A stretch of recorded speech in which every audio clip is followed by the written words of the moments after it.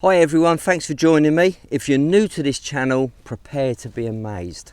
If you're a regular visitor, well, nothing's changed really, it's all the same. But today I've got my trusty ORX and I've also got a field full of iron. And I thought it'd be a good opportunity to just have a walk around and just show you some iron signals, and we'll try and talk through how to better identify them. And also at the end of the video I've got a top tip for you, how to identify coke, or how to eliminate coke I should say. Sorry if there's rain and wind, it's really cutting up bad here. As you can see, the fields are pretty much waterlogged. It's really nasty. I nearly got the X-Trail stuck yet again. Anyway, programs, what am I going to use? Coin fast or coin deep? I really don't know. Let's have a little walk around, let's see if we can come up with some ideas. Now this is clearly not iron, it's got a good solid repeatable number and there's no iron buzz with it. 64, 65, all looking good. Pinpointing obviously, tight little wiggles, really tight wiggles, bring them back, and when it disappears it's under the nose of the coil.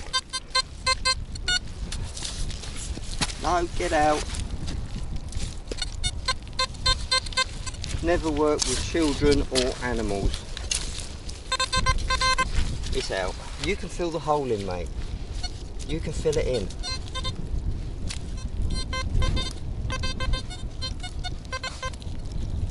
Ah, good start. Piece of foil.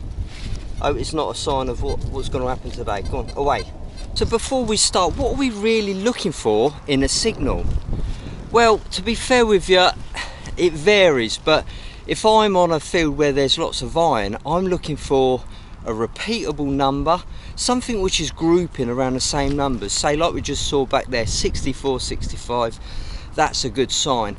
And another thing to be aware of is the force signal, the loud signals, that they're blaring at you. I'd be really suspicious about them. I tend to dig the 50-50 signals if they're quiet. If they're 50-50 and loud, I tend to leave them because there's no excuse to be a 50-50 if it's loud, if you know what I'm saying. So I tend to investigate the quiet suspicious signals. Now I've got one here, don't know what it is, but it's quiet and it's repeatable. Let's have a look. No numbers coming up, but it's repeatable. Can you hear it's really faint and choppy? I really don't know. That could go either way, but they're the sort of targets I would investigate. And the fact that it has no meter reading, it could be small or deep. I'm actually using the MI4 pin pointer today.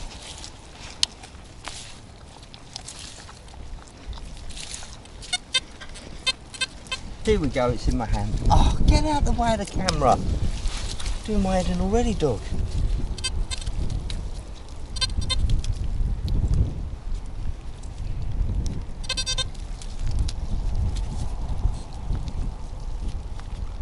Don't know what that is.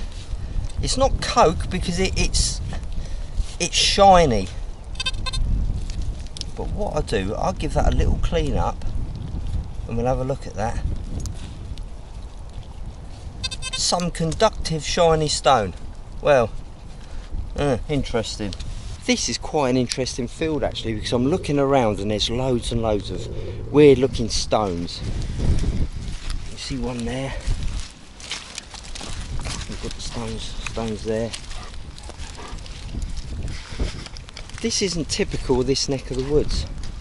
So as I'm looking across the fields, I can see them poking up, dotting up all over the place. So I wonder if there's like a concentration of stones we can work around. Here's one. Still using coin fast, by the way. It's up in them 90s. But can you see there, we're going from 90 something right down to 0. So as I said earlier, it's a loud signal, but it's not consistent with the numbers. Let's drag it back a little bit. It is a big signal. And there's your buzz around the outside. And another way you can tell is if you hit the pinpoint button, press and hold it. Look how big that is. That's too big. Press it quickly to shrink it. Press it quickly to shrink it again. And again. So we shrunk the target right down. Press the back button to go into disc rim again. I'm quite happy that that's iron. I'm going to leave that. Again, another high number, but it's jumping from 80s, 90s. Can you see 00 there? You can make it sound good if you wiggled right on top of it, but it's got that flutter with it. These are the easy iron targets, especially if you've got the iron tone switched on, because you get a low buzz. Here we go. Low numbers on the screen and just the low blurt. So they kind of take care of themselves, don't they? This is interesting. I've hit a little area where there's a higher concentration of these stones, and also the telltale signs. Look, dig hole, dig hole, dig hole, dig hole. There's no need to leave holes like that in the field. I mean, if the farmer sees that, he's gonna go bonkers. So whoever's done this, you should be ashamed of yourself. There's no need for it. All you have to do is dig a small hole, fill it in nicely. You don't have to dig these craters. Ran over, but there's a load of iron on this bit here, and there's a load of stones. So I'm gonna have a little walk round and perhaps tag a few signals for you. But as I said before, the object of this exercise isn't really to find treasure. It's just to show you what the iron sounds like on the ORX. These are the ones that might catch you out. I've got one here. It's a little tight signal, but it's coming up in the high 90s. But it's quiet. 81, look, there it is, just showing itself. Gotta be worth a dig.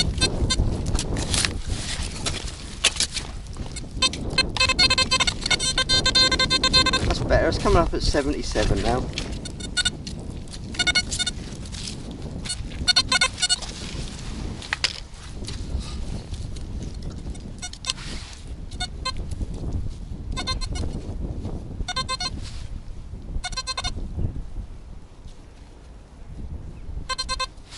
That is a tiny little target, no idea what it is. It's a piece of lead, but nevertheless it was still an interesting target, because unlike the ones before, which were loud and a little bit square, a little bit ugly, this was quite a sweet little tickle, and it was worth having a dig, because lead, non-ferrous, could have been anything. Come!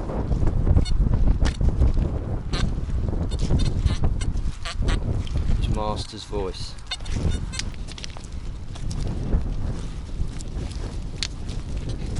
Oi, close. Now this one, this could easily catch you out. There's no shame in digging iron. If you dig iron, that's fair enough. But try and work to a formula. If you dig 100 targets and 10 are iron, you're kind of working the machine on the edge. So don't forget, some interesting iron things out there. Roman swords, blades, blah blah blah. I'm not going to go on. But this one would catch me out. I think it's iron, but I'd still dig it. And here's why.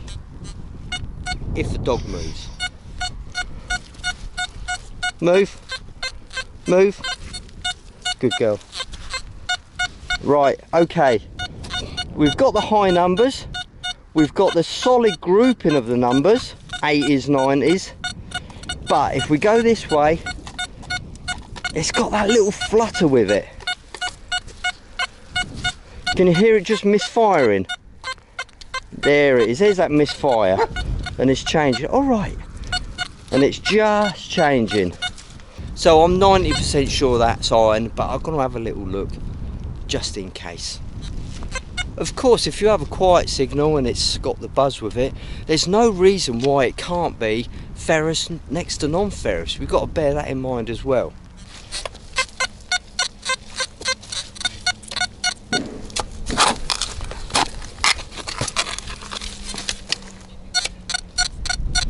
First spade fell out and it's already started shaking.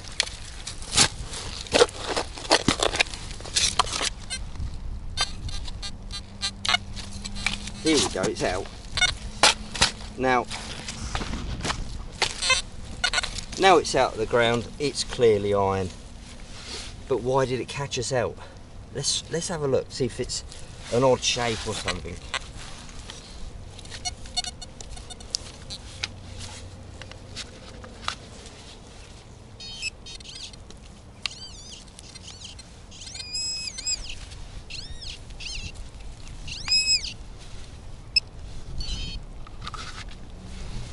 There we go. Now, if you were digging that and it was Roman, you'd be more than happy with that, wouldn't you? Because that would be a Roman artifact. Do you know what? It still could be, I've no idea, but the fact is it's misshaped and it's got a hole in it, will confuse any machine. But I think I called it right at about 90% iron. I was pretty sure it was iron, but I just had to have a little go at it. It's got the buzz with it, hasn't it? But look what happens when I raise the coil off the ground. It just keeps going. Keeps going. So I'm pretty convinced that that is iron. But then I start thinking to myself, well, that could be an iron pot full of gold coins. You just don't know. There's no exact science to it. You've just got to use your noddle and think, I'll have a go at that, or I can't be bothered. It's as simple as that. And that's where your skills come in, really, I guess, your field skills. Here's what I think you'll find is an interesting demonstration. On the floor, I've got an iron bolt. Listen to what happens when I go over the bolt laid flat.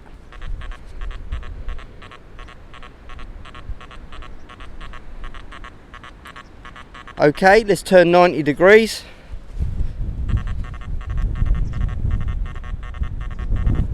Exactly the same. The machine's dealing with it really, really well.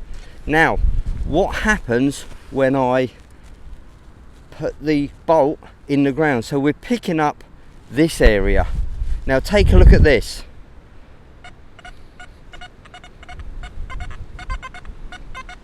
We're getting a good audio. Well, we're not getting a good audio actually, we're getting a forced audio. And look at the numbers. So basically that's why machines get caught out by misshaped iron.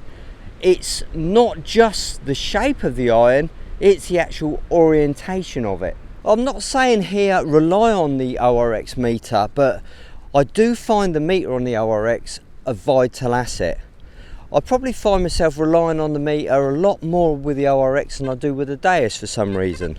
But I don't rely on it 100%. I always use the audio in combination with it. Obviously there's so many different types of iron identification, I can't cover them all. But if you want to see a part 2 covering some different iron signals, please post in the comments below. And also if you want to see a video about a particular subject, I'd love to hear from you. Just let me know and I'll do my very best to make a video on your selected subject. But all I ask from you guys is just thumbs up, subscribe, you know, the usual sort of thing. Don't think this one's iron. 73, 71, 73, bouncing around a bit, but do you know what? That's a textbook signal. That is lovely. If we draw back, there's no iron. If we lift the coil, it chops off nice and quickly. Look, it don't linger. Yep, that's a good one.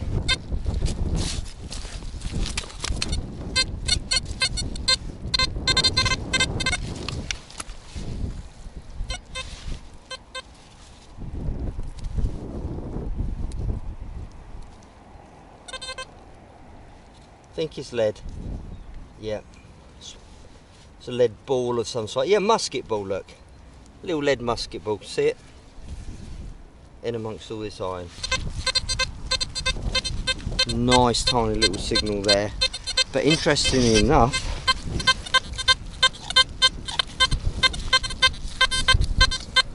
it's coming around the 34s. Now that could be coke, and as I said earlier, I've got a little tip to show you how to easily identify coke. Or let's say, for example, your field is full of coke and you just want to eliminate coke. Bearing in mind, coke can fall in the same range as small gold and tiny hammer coins on edge, so treat this with caution. So let's say I think that's coke. Jumping around a bit, it's quite a nice signal. Coke always does give a nice signal. So if I press and hold the hashtag key and put it into salt mode, it clips it. Well, it pretty much gets rid of it. So that's a little tip if you want to eliminate coke quickly. So let's take the salt mode off. I suppose I better dig it now just to prove I'm right. And there it is, piece of coke. There you go, piece of coke on the surface. 25, 26, 17, jumping. But it sounds pretty good. Press and hold the hashtag button, stick it in salt mode, pretty much deal with it. So that's it guys, thank you so much for watching. I hope it's been of some help to you and you've learned a few ORX iron identification tips. Thanks to my lovely assistant here. She's been an absolute diamond. You probably heard her grumbling a little bit on camera, but she's just letting me know she's seen someone. She's doing a really good job. She's my eyes and ears when I'm detecting, so she's a good girl. And I'll see you on the next Skill School video.